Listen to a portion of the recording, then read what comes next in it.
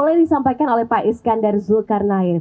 Apa saja sih Pak program dan juga mungkin inovasi yang dilakukan oleh Bapenda khususnya dalam hal ini adalah dengan adanya peningkatan QRIS, tampaknya pemerintah Kota Bandung peka juga nih dengan gaya hidup atau lifestyle masyarakat saat ini yang sudah mulai cashless ya, atau tidak menggunakan uang cash lagi. Silakan Pak Iskandar.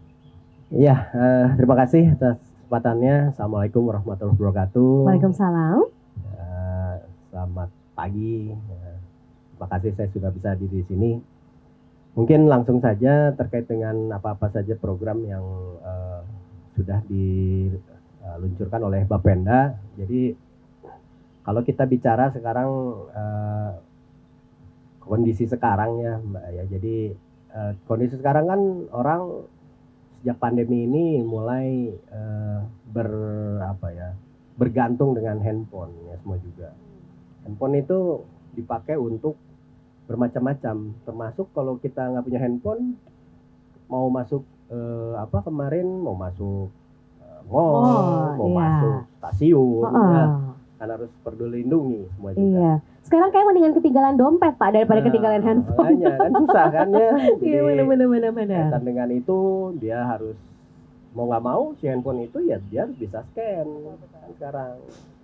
Makanya kemarin ada dua tahun ini kita pandemi, ya ada satu pelajaran buat kita lah bahwa ya semua juga tidak mesti harus langsung ya, maksudnya langsung dalam arti bisa dikerjakan melalui handphone ya di rumah, membatasi kita berjalan kemana-mana kan kemarin gitu ya. Nah termasuk kenapa kita mengeluarkan terkait dengan QRIS. QRIS ini kita dibantu juga oleh Bank Jabar karena Bank Jabar yang kaitan dengan perbankannya mengurus sana. Kenapa QRIS? Karena QRIS itu dengan QRIS ini kita bisa bertransaksi dari mana-mana selama ada jaringan aja harus ya. Dan termasuk transaksi untuk yang kita luncurkan itu pembayaran PBB. PBB itu kita bisa membayar melalui QRIS. Kenapa QRIS? Karena QRIS itu sebetulnya kita sudah banyak pembayaran itu dengan bermacam-macam cara. Bisa pakai OVO ya, bisa Indomaret, ya saya sebut brand lah nggak apa-apa ya, atau ke Alfa atau ke bank lain ya, melalui melalui ATM, melalui virtual account ya. Nah, gampang banget kayak belanja di online shop ya. QRIS? Karena kalau melalui yang lain itu memang ada biaya transfernya. Ya, betul. Ada 2.500. Betul. Ya, transfernya. Atau sampai 6.000 mungkin kalau transfer antar bank. Kalau dengan QRIS ini itu gratis. Jadi tidak ada biaya administrasi untuk transfernya. Dan kita bisa membayarnya tuh dari rumah. Bisa dari rumah, betul. Jadi nanti kalau misalnya kita kan mengeluarkan dari Bapenda itu membagikan SPPT ya untuk pembayaran PBB. Nah di SPPT-nya itu nanti ada barcode, tinggal di-scan pakai QRIS. Ya, nanti ada proses pembayarannya, nanti keluar tanda bahwa sudah membayar, kita bisa simpan dan bisa print di mana aja. Gitu. Semudah itu. Dan tidak tergantung dengan satu bank. Dengan QRIS ini kita bisa membayar dengan bank mana saja selama di dalam aplikasinya dia sudah ada m-banking di sana. Jadi sebenarnya kalau dengan QRIS ini ya itulah manfaatnya seperti itu. Saya lagi ngecek nih Pak. Semudah itu ya. Wow. Oke. Jadi ya tapi kita harus ada SPPT-nya ya Mbak. Betul. SPPT itu kan tanda berapa kita harus bayar. Iya. Dan dengan QRIS ini kita bisa ngecek dulu. Misalnya kita WP mau bayar PBB. Scan dulu yang barcode pertama. Nanti kita bisa lihat betul nggak di lokasi itu nama kita, betul nggak alamat kita, betul nggak itu lokasinya betul di situ dan luas bangunannya, kemudian luas tanahnya di sana, betul nggak? Kalau itu sudah betul, baru kita transaksi. Jadi itu buat keamanan juga. Kalau kita belum betul, nah itu bisa komplain dulu gitu Betul, ya, maksudnya betul, bisa betul. ini diurus, diverifikasi di Bapenda atau di Iya. UPT-UPT yang tersebar di. Wow, bener loh. Saya lihat nih ternyata bayar PBB gampang banget ya Gampang caranya ya Pak harusnya, Iskandar. iya. Nah, sebetulnya dengan peningkatan pelayanan ini, tadi Bapak sempat katakan bayar PBB. Bisa bayar apa lagi sih masyarakat dengan QRIS ini Pak?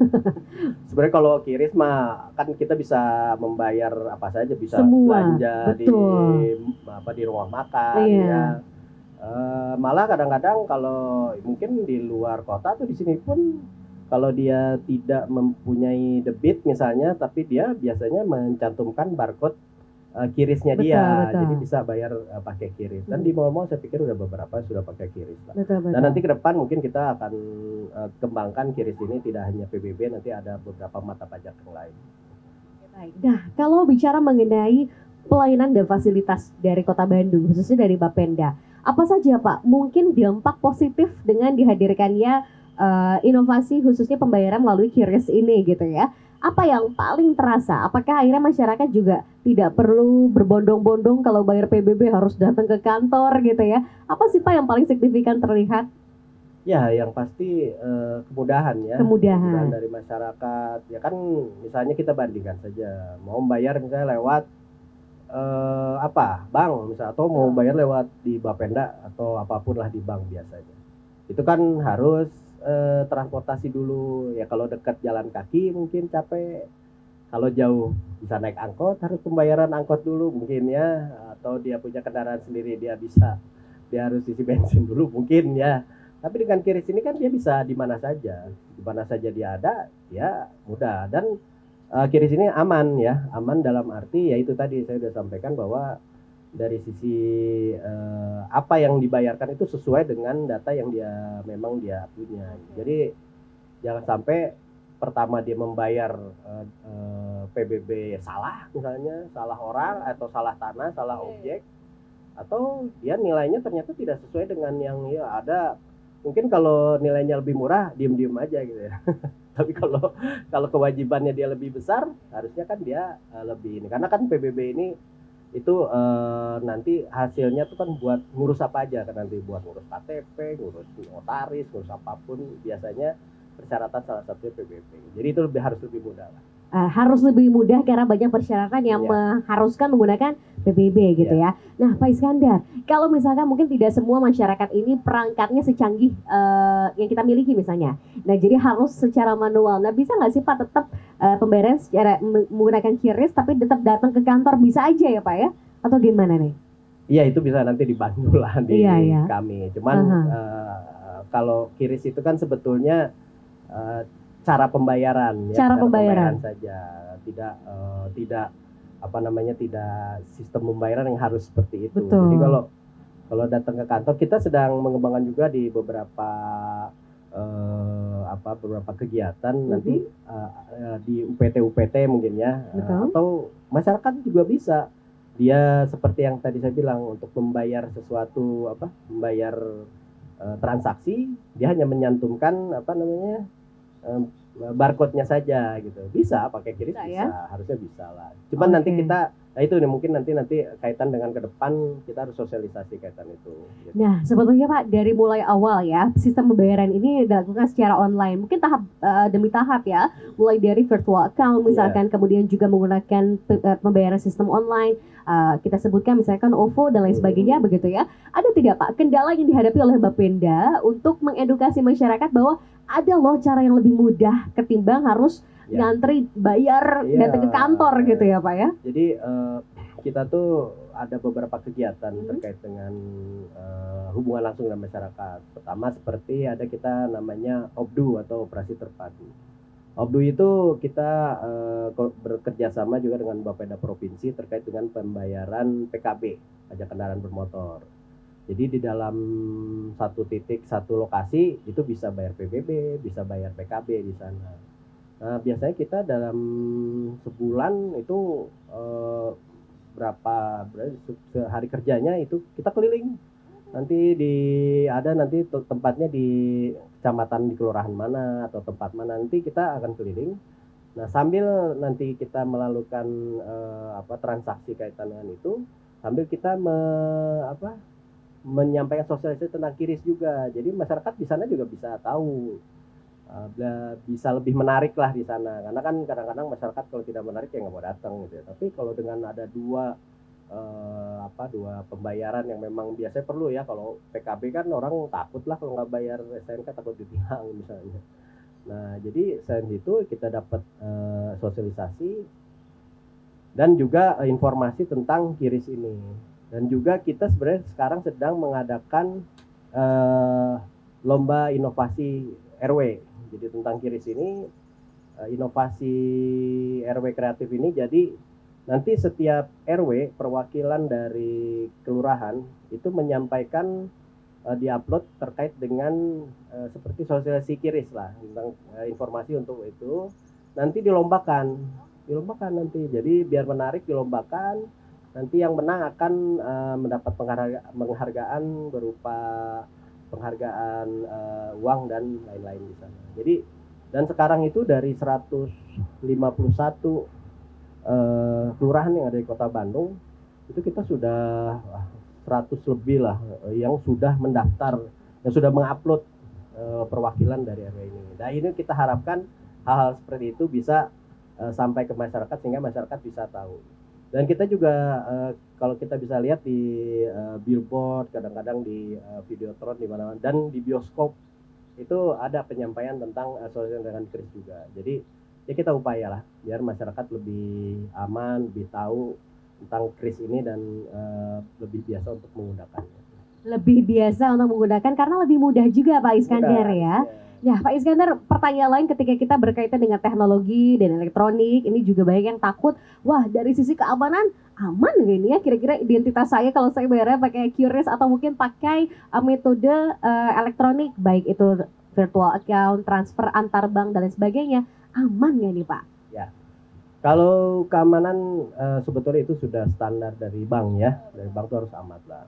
Kita mungkin sedikit agak menjelaskan, karena kalau QRIS ini pertama aman karena ya selain aman, karena yang dicantumkan di SPPT itu adalah barcode yang statis. Jadi gini, nanti pembayaran ada 2 kali barcode. Pertama yang sifatnya statis, yang dia tidak berubah-ubah, itu hanya data saja, ya data yang tadi saya sampaikan bahwa betul nggak kepemilikannya dan lain-lain gitu. Nah sesudah itu, nah ini untuk keamanan transaksinya nanti dikeluarkan lagi barcode yang dinamis, dia akan berubah-ubah. Jadi setiap berapa menit dia berubah kalau tidak ada transaksi. Nah itu keamanan pembayarannya, itu mungkin teknologi dari bank yang aplikasinya ya. Jadi kalau dari sisi keamanan menurut saya itu aman lah, karena standarnya sudah ini dengan BI dan bank ya, perbankan. Oke, luar biasa. Jadi kalau kita bisa bilang Kota Bandung canggih banget sekarang ya dengan segala fasilitas yang ada. Sayang kalau masyarakat tidak memanfaatkan itu. Nah mungkin Pak Iskandar, kalau kita bicara mengenai program dan inovasi dari Bapenda, sebetulnya apa saja yang mulai Bapenda lirik juga nih dari sisi kemudahan pembayaran, baik itu pajak dan lain sebagainya. Apa saja nih Pak yang mungkin kedepannya tampaknya pembayaran untuk jenis lain juga bisa nih menggunakan elektronik. Kalau pajak kan sudah ada ya, bisa ya. Yang lain mungkin ada nggak Pak rencana ke depan? Ya mungkin kalau kami karena Bapenda terkait dengan pajak. Betul, ya, betul. Ya, pajak yang pertama ini kan baru pajak PBB saja. PBB saja, nanti betul. ke depan karena kita akan coba pajak untuk membayar kaitan dengan reklame. Iya. Reklame kita akan coba, kemudian PAT, pajak air tanah, kita akan coba pakai QRIS juga. Dan mungkin kedepannya lagi selama kita sedang mengumpulkan data-datanya dan sistemnya, karena kan kalau QRIS ini kan sistemnya kita harus koordinasi dengan bank. Betul. Tidak hanya di kita saja. Tapi dengan beberapa kemungkinan itu saya pikir mudah-mudahan bisa meningkatkan pajak di Kota Bandung. Amin insya Allah ya Pak ya. Nah dengan peningkatan pajak pasti juga harus di-remind nih oleh untuk masyarakat Kota Bandung. Sebetulnya ini kapan Pak untuk due date-nya, waktunya nih untuk masyarakat jangan sampai telat bayar pajak. Nah ini kan kita sering dapat informasinya ya. Ayo wajib pajak jangan lupa begitu ya. Oke. Nah mungkin boleh disampaikan. Ya, kalau PBB kita biasanya jatuh temponya bulan September. September sudah deadline lah ya, harus bayar pajak. Tapi kita nanti mungkin ini nanti program-program kita yang mau kita bikin menarik lah untuk bayar pajak. Kalau bayar sebelum September, nanti kita akan coba ada beberapa beberapa relaksasi lah nanti. Relaksasi, betul. Yang penting masyarakat itu tertarik bayar pajak, karena pajak ini kan buat kita semua ya. Betul. Buat pembangunan kota, buat kegiatan dan lain-lain. Maksudnya dengan orang bayar pajak lebih awal, saya pikir itu untuk kitanya dari sisi pembangunan, dari sisi pembiayaan dan lain-lain itu lebih lancar lah. Oke, jadi lebih dimudahkan begitu ya. Terakhir nih Pak dari Pak Iskandar, apa saja mungkin tips dan triknya untuk masyarakat agar lebih gadget friendly lagi dalam hal ini untuk pembayaran PBB begitu ya, dan mungkin apa saja harapan ke depan dari Bapenda khususnya dalam peningkatan pelayanan, karena sekali lagi ya Pak ya, kalau kita lihat dari program Bapenda semuanya itu satu, bahwa ingin memudahkan dan memberikan kenyamanan bagi masyarakat khususnya dalam transaksi pembayaran pajak PBB. Silakan Pak Iskandar. Ya, mungkin dari kami pertama terkait dengan beberapa inovasi yang sedang kita lakukan, kita selalu ingin memberikan yang kemudahan lah pada masyarakat dengan ada kris, ada yang lain. Ya pasti ujung-ujungnya kita ingin masyarakat tuh sampai informasi ke masyarakat terkait dengan penggunaan gadget.